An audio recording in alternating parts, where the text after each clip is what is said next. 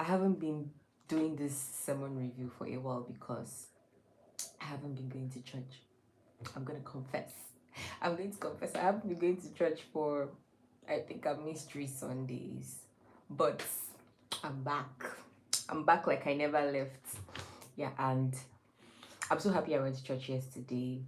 It's not like I wasn't feeling like going. I told myself I will go to church, and I went for second service, and I'm happy I did go because PT preached. Anyways, so I'm thinking if I should do my sermon review and also my Bible study because they are kind of intertwined. And the reason why I have this painting up here, it was folded at the back because I was like, okay, I'm not ready. But reading my Bible, it's as if God is calling me back to finish what He told me to do. And I'm not supposed to reveal it, but it should just be there because it has been in my corner for 6 months. Is this when did I even start this painting? I think it should be up to 6 months, and I haven't done anything. And I dreamt about the painting, so God's like, go back, and finish that painting I told you to do. We don't keep works here, so yeah. Anyways, so yesterday in church, I like as nobody's watching me. Anybody that wants to watch this video later can come and watch it. But happy Sunday. Yeah, so I know you might be wondering, am I not supposed to be in the office? This is my office. If you think I'm lying, it's fine. But yeah, yesterday, my pastor spoke about salting, and then he mentioned that your life isn't random. So, I hear people say things like, seems like they gave birth to them by mistake or they came into this world by a mistake and stuff like that. But this just shows how God was so intentional about you. Even if you feel like you're a mistake, you know what I mean. God is still intentional about you, right? So your life isn't random. And then PT spoke about practical instances where we can be salt. So what is salt?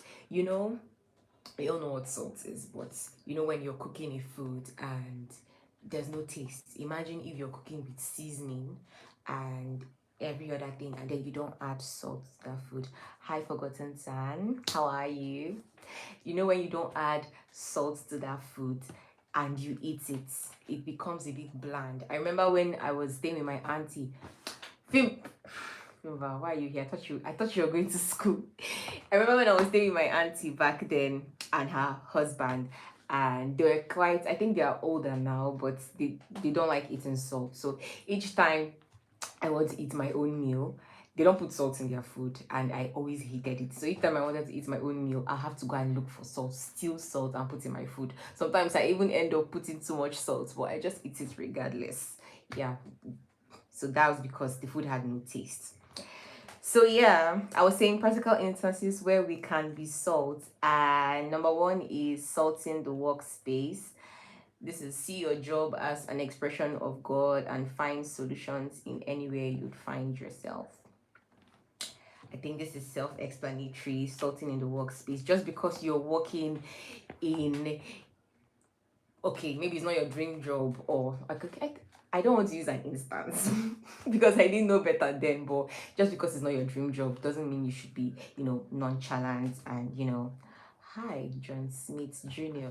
Doesn't mean you should be nonchalant about your job. And I don't know what you're writing. God. Anyways, so doesn't mean you should be nonchalant about your job and treat your job like it's nothing. I mean, while you're there, try to find solutions. Let it be when they ask questions about certain people or certain things. Do I have a movie recommendation? I don't have a movie recommendation. I'm talking about like my sermon review at the moment. Let it be that when they are asking or they're seeking for answers or solutions. Hold on, please. Let it be that when they're seeking for solutions, you should be the first person that they call. And then they talk about sorting systems and leaderships. Talking about when you're how do I put it? Okay, let's start from the home. I think that's what PT said. Let's start from the home. take for example, I have a you're welcome. Take for example, hi DeSanto Henry. Take for example, I have a house girl or somebody that works under me. How do I treat this person? Is it, if somebody should ask this person, how does Jessica treat you, your madam or your boss? Will the person say something nice about me or say words that, oh, this is how she is, she's a bad person, you get me? So you necessarily don't have to be the president, but at the position you are at, how do you treat people? How do you influence people?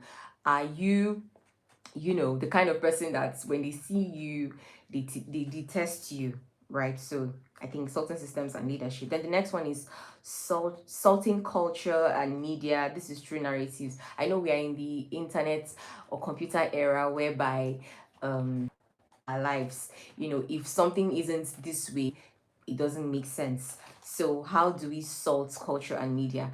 This boils down to what you put on the internet and the kind of things that you interact. Yeah. And then we move to sorting knowledge and nation. And this reminds me of when I was going attending Dominion City like 2 years ago, and I think it was a women conference, and we this education aspects. And they spoke about the kind of things that they are introducing into the system. That's our kids. I don't have a kid yet, but they are kids, yes, because I've been a teacher before. you know Most cartoons, I have seen most cartoons that you know when you watch them 2 years ago, yes, 2 years ago, yeah, I was in Dominion City 2 years ago, I think. So when you watch these certain cartoons, you're like, no, I don't think a child is supposed to watch this cartoon. Or maybe, they read a book, because there's some books that that have all this scary stuff. I remember my brother used to have one Dragon Ball kind of clothes and stuff like that. He was always obsessed with dragon. But when you read the Bible, the dragon is the devil, right? So they package, feel like, any educational sector. And back then I was teaching, right? So they said, if you find yourself in any educational sector, make sure you influence these kids in the right way, because the enemy, just the same way we are Christians, we have agents that the enemy has sent out to, you know, um, do a lot of things, and it always starts with the kids. That's like the educational sector. That's why we have to have. That's why we need to have children. Christian schools and so on and so forth. So, and then sorting business and economy. How do you manage your money? And the next one was sorting family. How do you live? Okay, how do you live? So, okay, no problem. I'm waiting for you. So this boils down to me. I'm still going to use myself as an example. You're even more lenient with my youngest siblings compared to how she was with me, because I dare not say I don't want to go to church. Or I think there was a time we were by 12 to pray, and oh my God, I hated those days. I would grumble, and and if she finds out we are grumbling, she will tell me to read one portion of the Bible and explain it. Should I wait? Sorry. On my side today. I'm so sorry. So yeah, you know, and I would grumble and stuff like that. But either ways, it did help me. When I wake up now, I just say it's to pray. That's because of how that foundation was built. I didn't really stay with my parents much. I stay with more of my auntie. Even while I was with my auntie, you dare not say you don't even want to go to school, or you don't want to go to church, or you don't want to go for midweek service. As they are going, they will carry you and be going. You can't even complain. Even if I didn't even have much clothes back then, so even if I want to make an excuse that I don't have clothes to wear to church, man to tell me I should wear the clothes, I will have to Sunday and follow her to church. So starting from the father to the mother and the oldest, how do you influence your siblings and stuff like that?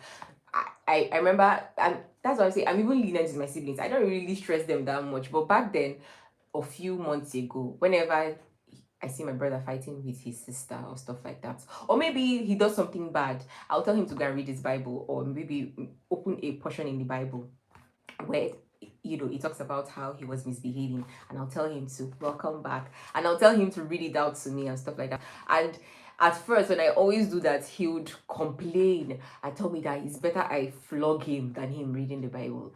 And I took offense with that, and I started pressing it on that you have to read the Bible. If you do something bad, we'll open that scripture that says you shouldn't do this, and you have to read it, and you come and tell me what you read.